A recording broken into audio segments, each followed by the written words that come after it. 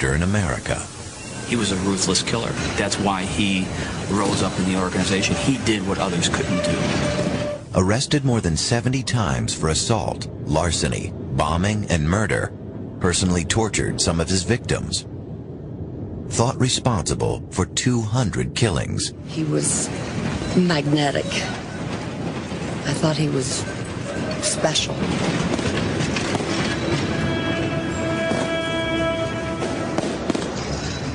Sam Giancana sent a couple of his henchmen over to a barber shop to get a couple of barbers in line. These were men who were harmless, wouldn't hurt anybody. These men went in, grabbed the two barbers, took out rubber hoses, baseball bat, brass knuckles, and proceeded to beat them bloody, break their fingers, and leave them lying in pools of blood, all at the wishes of Sam Giancana. Sam Giancana was boss of the Chicago Mafia. Who did they kill, Mr. Kane? And without doubt, the most powerful gangster in America. Mr. Giancana? Killing someone made him feel more alive. But what made Giancana different was not his violence, but his dreams. It's the ultimate story of organized crime in America. It begins in Chicago in 1915, under a tree. At age 10, the future gangster is led out of the family home and whipped. Sam's father chained him to the tree in the backyard and would beat him with a strap, beat him to the point where he cried for mercy, would be exhausted and laying on the ground into the wee hours of the night before he was released by his father.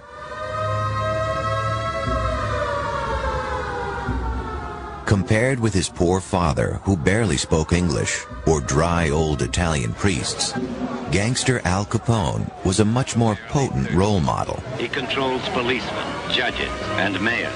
Headquartered in the old Lexington Hotel, Capone exuded dark majesty. His annual revenue is reported at over 100 million. With police and judges in his pocket, Chicago was his captive city. The Patch was where poor Italians lived in Chicago.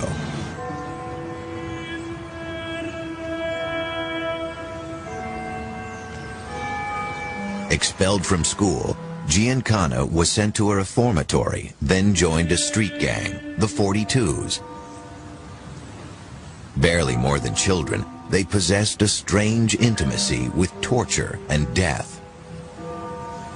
Taking gang members, rival gang members, and we're talking rivals, we're talking about other ethnic groups, and they would literally torture them, burn them, break a leg, break arms, scar them, and leave them to be an example to other people.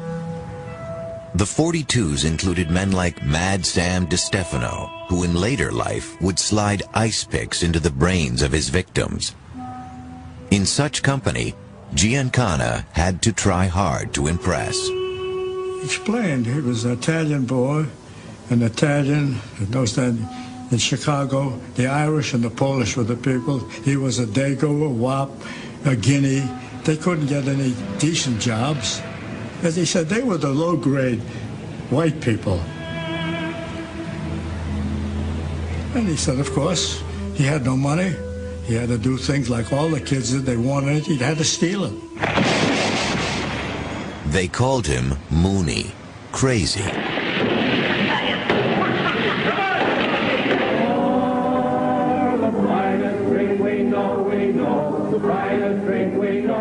Prohibition provided the violent backdrop to Mooney's rise.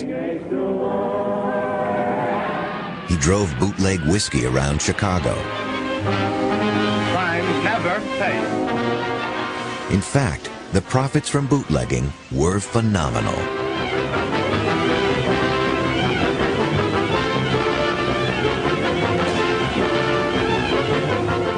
There was open war between bootleggers and the law.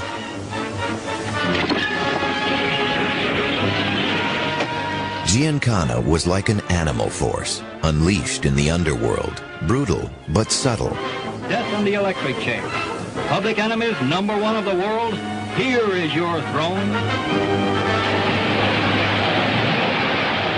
For Giancana, the electric chair held no fears. He became a gun for hire, a freelance enforcer who killed to order. From what I understand, yes, he put a few away. Whatever messy demise Chicago gangsters prescribed for their enemies, Giancana would execute. Shot him in the head, tortured a few, you know, the way it's usually done in the outfit. Didn't bother him? Not a bit. Barely out of his teens, legend had it he'd killed 20 men.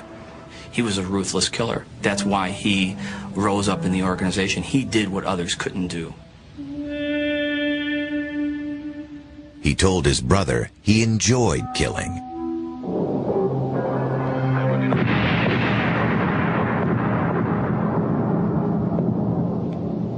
Killing someone made him feel more alive.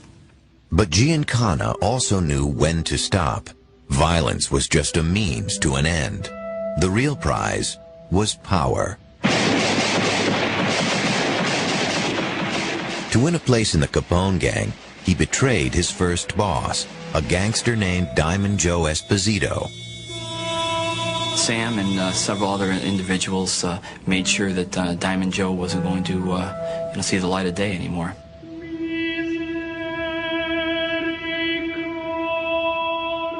Yet according to the distorted code of the underworld, Giancana was no traitor. He obeyed the mafia's laws. To his brother, Giancana claimed he'd taken part in the most spectacular killing in gangland history, the St. Valentine's Day massacre of Al Capone's enemies. Reminiscent of scenes 13 years ago when John Barleycorn was buried. Now at hotels all over, Old Man Prohibition is buried. Bootlegging had made him rich. Take it, Mr. and Mrs. America. Here it is. The end of Prohibition was a disaster for Giancana. The most profitable criminal activity in America had vanished.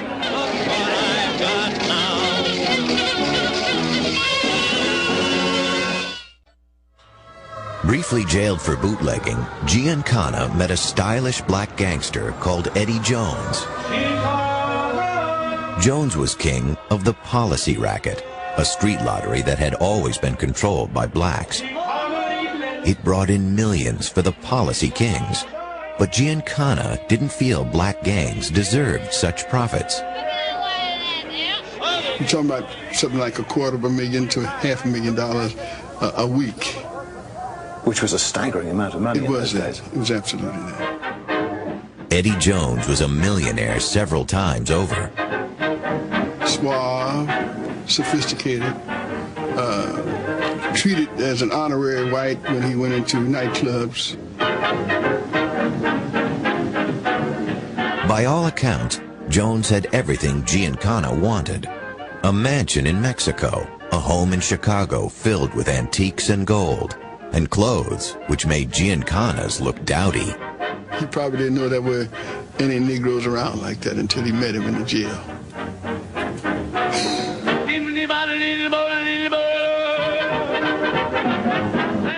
Out of jail, Giancana cultivated his new black friend.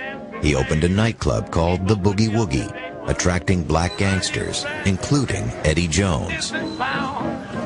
So Eddie Jones thought Sam Giancana was his best friend? Yeah.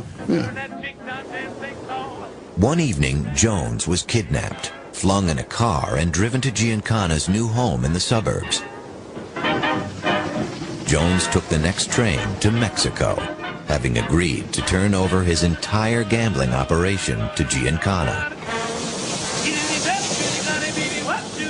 Evidently, Giancana had introduced him to a few realities. Like, do you want to live? Or do you want your legs broken? And of course, from that point on, I mean, the word went out, and the policy game became white as opposed to black. His daughters say Giancana dreamed a familiar dream. The American dream, to own, to run a big business, a big corporation. Except it was the dark side of the American dream. That's true. Gambling, prostitution. The nickels and dimes of the poor were making him rich. The spoils he lavished on his daughters. Wonderful suits by Christian Dior. Wonderful fur coats. Some nice jewelry.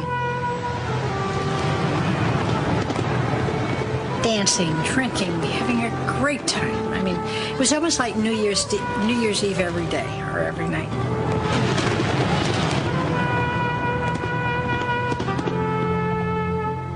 Jews were fawned on by waiters and shop assistants. The source of the endless money didn't concern them at all. Why should I have thought about where the money came from? Didn't make it a little bit sour? No. The money? No. It was there. You spent it? We did. I did. During World War II, Giancana was called before the draft board, but he was declared a constitutional psychopath. Shortly afterwards, he was made an underboss in the Chicago Mafia.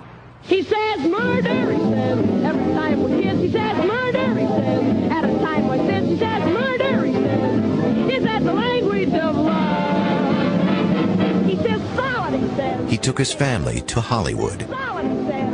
Meaning all the time. There were limousines and hotel suites littered with roses.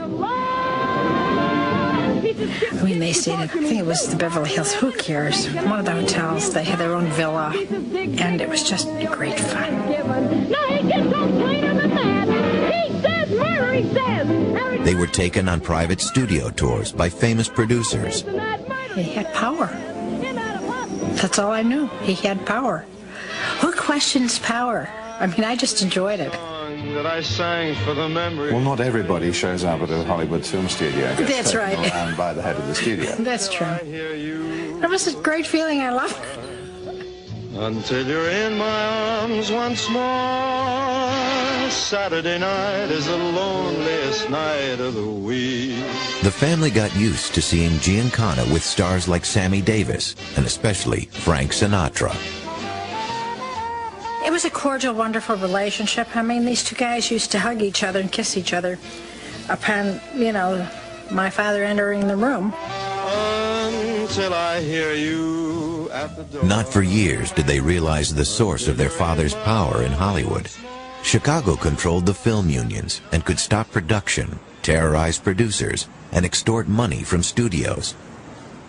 A mobster who spilled the beans on the Hollywood connection was blown to pieces in his car, probably on Giancana's orders. When 35 leaders of the American Mafia met secretly in Havana, Giancana, the new Chicago underboss, was among them. It was the first time he'd sat at the